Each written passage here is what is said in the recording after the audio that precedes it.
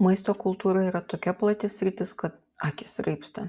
Šiandien aptikau Deborah Lupton ir Zena Feldman redaguotą knygą pavadinimu Digital Food Cultures, kuri gilinasi tik į skaitmeninius maisto kultūros aspektus. Pasklaidykime jos turinį. Kaip stebime savo kūną skaitmeninėje erdvėje ir kaip jį reprezentuojame?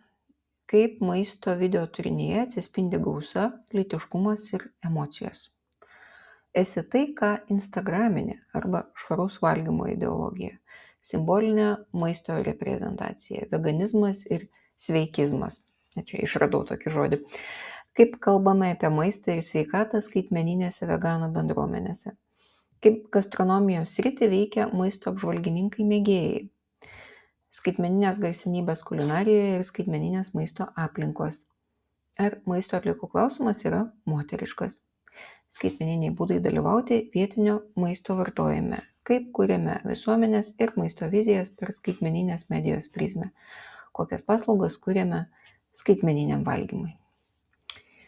Į sveikatą, antropologijos studentai, ieškantis temų rašto darbam, aš jums iš anksto pavydžiu. Visiems kitiems skanaus, taikos ir ramybės.